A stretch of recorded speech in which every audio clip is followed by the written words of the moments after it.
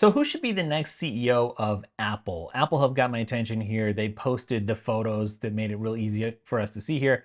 Ternus, right here, that's who you're looking at right now. He's got a background in hardware engineering.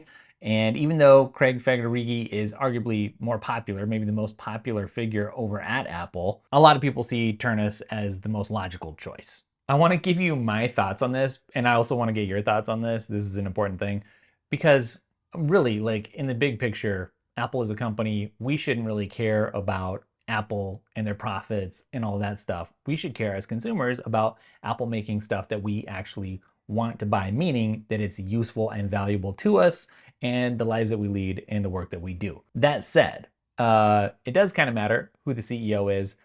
I like to harken back to the Jobs days. I feel like maybe that was the era that I came up with, so I got more attached to it. You know, the Think Different era, Here's to the Crazy Ones era, where Apple was about being a rebel, not super mainstream. Is Apple fine right now under Cook? It's fine. I mean, I'm obviously deriving a lot of value out of all the. I've got an iPhone sitting in front of me, right? I've got an iPad right here, an iPad on the desk, another iPad over here, and a MacBook, and an iPhone, right? Like I'm using a Apple Watch, all the stuff in the background over here, okay? Like I make a lot of good use of Apple's products. But that said, I do feel like Apple's very managerial right now. And I sort of miss the visionary aspect of Steve Jobs, where he was like super tuned into what a product should be like. The lineup was like more narrowed down. There weren't so many options.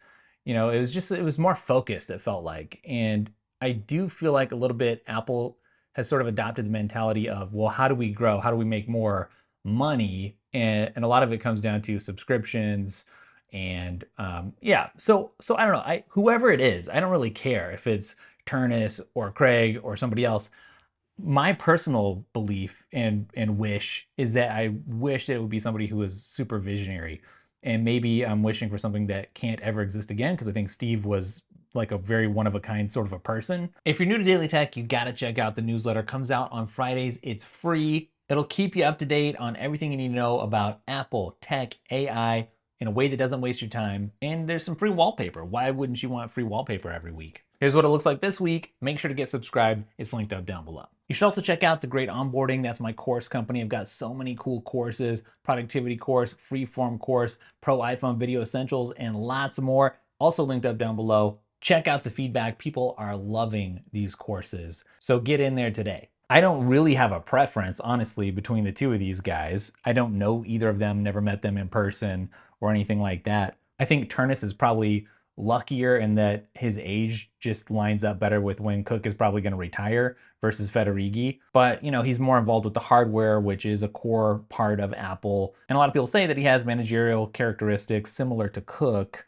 plus good presentation skills and kind of like a mild-mannered approach. Again, not knowing Ternus, I think the wrong lens for people to look at this would be like, well, who's going to be the most like Cook? Again, I think you want to say what is best for the consumers, not for the status quo. Federighi, though, is obviously a fan favorite, especially at WWDC, good at public relations. He's obviously more of a software guy, so his perspective comes from that side of things. And actually, from some of the things that I've heard, I don't even know if he's interested in becoming the CEO because he likes his current role, which, ironically, I think might better position him. And again, I don't know Ternus, I don't know Craig, but in general, when it comes to leadership, I like the person who doesn't want to be in charge, right? Because they're probably going to be in it